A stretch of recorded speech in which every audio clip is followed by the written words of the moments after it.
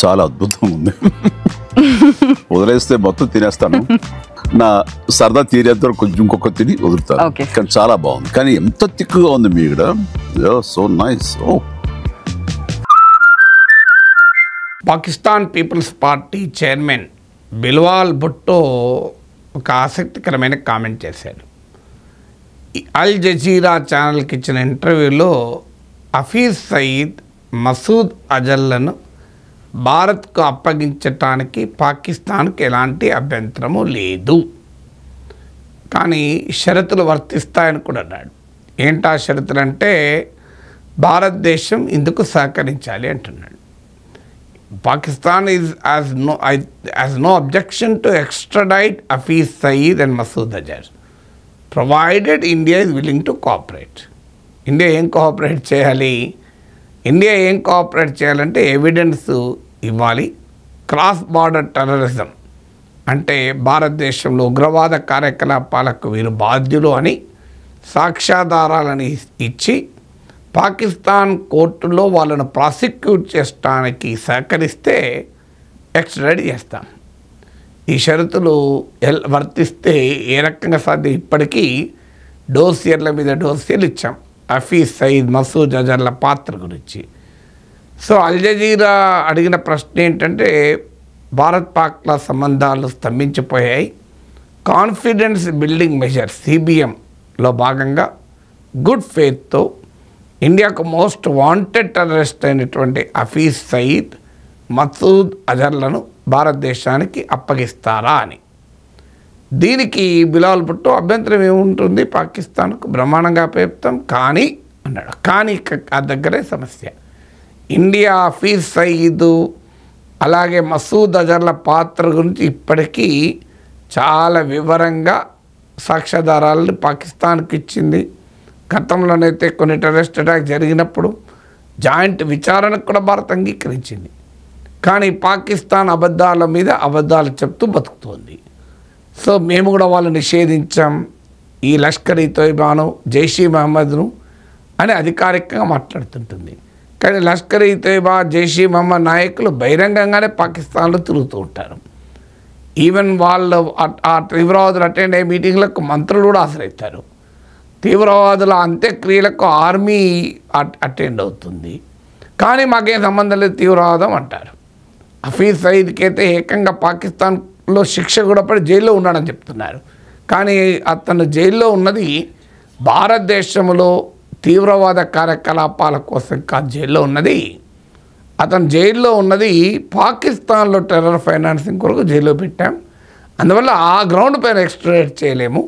భారతదేశంలో cross border terrorism అంటే సీమాంతర ఉగ్రవాద కార్యకలాపాలు జరిపాడు అని ప్రూవ్ చేస్తే అతన్ని ఎక్స్ట్రాడిట్ చేస్తాము. కానీ హఫీజ్ సయీద్ పేరుకు మాత్రమే అరెస్ట్, చాలా ప్రశాంతంగా ఉన్నాడు. మసూద్ అజర్ అయితే మా దగ్గర లేని కూడా లేనట్టున్నాడు. బిలాల్ భుట్టో వాదన ఏంటంటే మసూద్ అజర్ ఆఫ్ఘనిస్తాన్లో ఉన్నాడేమో అని మా అనుమానం.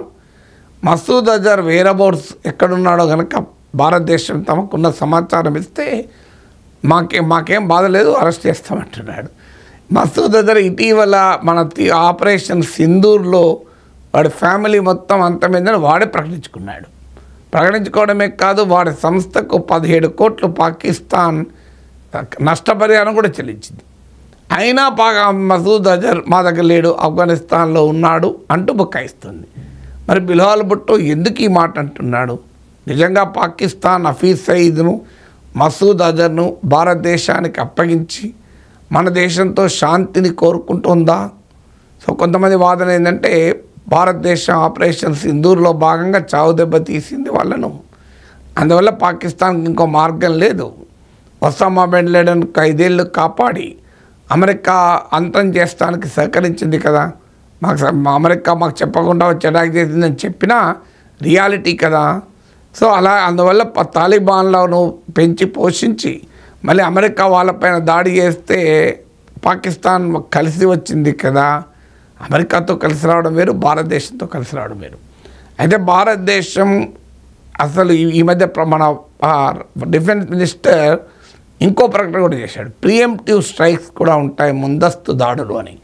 పాకిస్తాన్ ఏమైనా అనుమానపడుతుందా, భారతదేశమే దాడి చేసి హఫీజ్ సయీద్ను, మసూద్ అజర్ను లేపేస్తుంది, అమెరికా బిన్ లాడెన్ లేపినట్లు. అందువల్ల ఆ పరిస్థితి తెచ్చుకుంటే పాకిస్తాన్కు అవమానం కనుక మేమే భారతదేశానికి వాళ్ళని అప్పచెప్పి ప్రపంచం ముందు మార్కులు కొట్టేయచ్చు. ఎందుకంటే ఫైనాన్షియల్ యాక్షన్ టాస్క్ ఫోర్స్ లాంటి సంస్థలు పాకిస్తాన్ స్క్రూటినీ చేస్తున్నాయి. Pakistan urgently needs American support, western support. అందువల్ల వీళ్ళిద్దరిని బలిపశువులు చేసి అప్పచెప్తే ప్రపంచంలో చూడు మేము తీవ్రవాదాన్ని మీద ఎలా సహకరిస్తున్నాను కహానీలు చెప్పచ్చు. మళ్ళీ దాడులు ఏదో తీవ్రవాద దాడులు జరిగితే మాకేం సంబంధం, మేము ఆల్రెడీ అప్పచెప్పామనొచ్చు. ఎందుకంటే చూడండి, లష్కర్ ఈ తోయిబా నిషేధించాక ఇంకో దుకాణం తెరిచారు పాకిస్తాన్ సహకారంతో, ది రెసిస్టెంట్ ఫ్రంట్ అని. సో యునైటెడ్ నేషన్స్లో కూడా పహల్గామ్ దాడులను ఖండించే తీర్మానంలో ద రెసిస్టెన్స్ ఫ్రంట్ అనే పేరు కూడా పెడితే ఆ పేరు కూడా తీయించేశారు అమెరికా స్పాన్సర్ రెజల్యూషన్కి వెళ్ళి.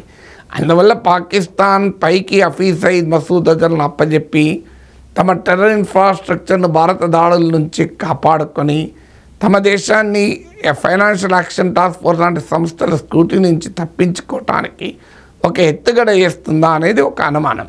కానీ వాస్తవానికి భారతదేశ దాడులకు భయపడి పాకిస్తాన్ కనుక ఈ చర్యలు తీసుకుంటే హఫీజ్ సయీద్, మసూద్ అజర్లే కాదు, ఇలా వాడిద్దరు కాకపోతే ఇంకోటి పుడతాడు.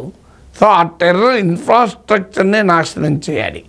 సో రేపు తెలివిగా వాళ్ళిద్దరిని అప్పచెప్తుంది పాకిస్తాన్ పరిస్థితి ఏంటంటే తమ Pak army, Pak political establishment తమ అవసరాల కొరకు ఎవరినైనా బలపశ చేస్తారు. ఆఖరికి తాను పెంచి పోషించినటువంటి విషపుత్రికల్ని కూడా అప్పచెప్తారు. సో అలాంటి ప్రమాదకరమైన వారు తాలిబాన్ పట్ల వాళ్ళు వివరించిన తీరదే. మీకు ఈవెన్ బిన్ లాడెన్ విషయంలో కూడా అదే తీరు అనుసరించారు. అందువల్ల పాకిస్తాన్కు ఉండే ఈ డూప్లిసిటీ ఉంది. కానీ భారతదేశం అప్రమత్తంగా ఉండాల్సింది. హఫీజ్ సయీద్, మసూద్ అజర్లు ఇద్దరు భారతదేశానికి అప్పగించినా టెర్రరిజం ఏమీ పోదు. దానివల్ల తీవ్రవాదం పోతుంది అనుకుంటే పొరపాటు. పాకిస్తాన్ నుంచి వచ్చే ప్రమాదం. ఎందుకంటే వాళ్ళిద్దరి వల్లనే తీవ్రవాదం పుట్టలేదు, వాళ్ళిద్దరితో ఆగదు. రేపు వాళ్ళిద్దరు చచ్చిపోతే తీవ్రవాదం ఆగుతుందా? సో అందువల్ల తీవ్రవాద ఇన్ఫ్రాస్ట్రక్చర్ ధ్వంసం కావాలి. ఇప్పుడు ఈ మధ్య మనకు రిపోర్ట్స్ కూడా వచ్చాయి. పాక్ ఆక్యుపైడ్ కాశ్మీర్లో డెన్స్ ఫారెస్ట్ ఏరియాస్లో, డిఫికల్ట్ జాగ్రఫికల్ టెరెన్ ఉన్న ప్రాంతాల్లో అసలు ఈవెన్ రాడార్లకు కూడా దొరకకుండా ఈ ట్రైనింగ్ లాంచ్ ప్యాడ్లు, టెర్రరిస్ట్ లాంచ్ ప్యాడ్లు, టెర్రరిస్ట్ ట్రైనింగ్ క్యాంపుల్ని పాక్ ఆర్మీ ఏర్పాటు చేస్తుంది అని కూడా వార్తలు వచ్చాయి. అందువల్ల పాకిస్తాన్ ఈ తీవ్రవాదాన్ని ఎగుమతి చేసే ఫారిన్ పాలసీని వదులుకోవాలి. భారతదేశాన్ని బ్లీడ్ చేయాలి, భారతదేశంలో రక్తపాతం సృష్టించాలనే దుర్మార్గాన్ని వదులుకోవాలి. ఇటీవల పాకిస్తాన్ మంత్రులు ఎంతమంది అన్నారు? బిలాల్ భుట్టో చెప్పాడు, మాకు 30 ఏళ్ళ చరిత్ర ఉంది, పాస్ట్ ఉంది, మేము నిజమే తీవ్రవాదుల్ని పెంచి పోషించాం. వాళ్ళ డిఫెన్స్ మినిస్టర్ చెప్పాడు, నిజమే అమెరికా కొరకు, వెస్ట్ కొరకు మేము తీవ్రవాదుల్ని పెంచి పోషించి నష్టపోయాం, you have paid the price. ఇవన్నీ వాళ్ళు చెప్పుకున్న పనులే, మనం చెప్పిన కావు కదా. అందువల్ల పాకిస్తాన్ నాయకులే బహిరంగంగా చెప్తున్నారు. ఇప్పుడు కూడా బిలాల్ భుట్టో స్టేట్మెంట్ హఫీజ్ సయీద్ కొడుకు తీవ్రంగా ఖండించాడు. ఇది పాకిస్తాన్కే డిస్గ్రేస్, శత్రువులకు అప్పచెప్తాడని. అందువల్ల ప్రపంచం ముందు ఒక కొత్త నాటకానికి పాకిస్తాన్ ప్రయత్నిస్తున్నట్టుగా కనబడుతుంది. ఎందుకంటే యునైటెడ్ నేషన్స్ ఈ మధ్య కౌంటర్ టెర్రరిజం గ్రూప్కు వైస్ చైర్గా పాకిస్తాన్ ఎన్నుకున్నది, సెక్యూరిటీ కౌన్సిల్. సో అందువల్ల ఇప్పుడు తాను ఏదో తీవ్రవాదానికి వ్యతిరేకంగా పోరాడుతున్న దేశమని, తాను కూడా తీవ్రవాదానికి బలవుతున్న దేశమని ఒక ఇమేజ్ క్రియేట్ చేయడం పాకిస్తాన్ ఉద్దేశం. ఇది అమెరికా, వెస్ట్రన్ కంట్రీస్కి ఇది అవసరం. ఎందుకంటే వాళ్ళు ఇదే ఆ నరేటివ్ ఎప్పుడు చెప్తుంటారు, Pakistan is also victim of terrorism అని. సో పాకిస్తాన్ ఇది విక్టిమ్ ఆఫ్ టెర్రరిజం అనే ఒక నరేటివ్ను వెస్ట్రన్ కంట్రీ చెప్పుకోవడానికి వీలు కల్పించాలి. ఇండియానే కావాలని ఈ ప్రచారం అంతా చేస్తోంది అని ఒక అబద్ధాన్ని జనం ముందు ఉంచాలి. ఇది పాకిస్తాన్ నాయకులు చేసేటువంటి పని. అందువల్ల హఫీజ్ సయీద్ను, మసూద్ అజర్ను అప్పచెప్తానని అనుకోను. ఒకవేళ కాన్ఫిడెన్స్ బిల్డింగ్ మెజర్స్ కొరకు ఇప్పుడు సింధీ నది జలాలు ఆపాము, దీని ప్రమాదం వల్ల వాడు ఒకవేళ అప్పచెప్పినా దాన్ని మనము నమ్మే ప్రసక్తి ఉండకూడదు. అప్పచెప్పని ఇవాళ అభ్యంతరం లేదు. ఆ ప్రక్రియ కూడా అంత సులభం కాదు. తెహూర్ రానాను అమెరికానే అప్పచెప్పడానికి 17 years తీసుకుంది. ఇప్పటికీ డేవిడ్ హెడ్లీ అలియాస్ దావుద్ గిలానీని ఇప్పటికీ అప్పచెప్పలేదు. అందువల్ల ఆ ఎక్స్ట్రాడిషన్కు అప్పచెప్తామని ఒప్పుకున్నా అది ఎన్ని పడుతుందో తెలియదు. అప్పచెప్పినా వాళ్ళిద్దరిని అప్పచెప్తే టెర్రరిజం ఇన్ఫ్రాస్ట్రక్చరు అంతం చేయకుండా మనకు పాకిస్తాన్ నుంచి వచ్చే ప్రమాదము ఆగదు. అయినా బహుశా ఇది కేవలం పోస్టరింగ్ అయి ఉంటుంది. ప్రపంచం ముందు షరతులు వర్తిస్తాయని చెప్పడం ద్వారా మేము రెడీగా ఉన్నాం, తీవ్రవాదులని ఆ భారతదేశం ఎవరినైతే చెప్తుందో వాళ్ళు అప్పచెప్పడానికి మేము రెడీ, కానీ వాళ్ళ పైన ఉన్న సాక్ష్యాలు భారతదేశం ఇస్తలేదు కదా, భారతదేశం కోఆపరేట్ చేయడం లేదు కదా అని బ్లేమ్ మన మీద వేయడానికి ఆడుతున్న నాటకమే అయి ఉండాలి.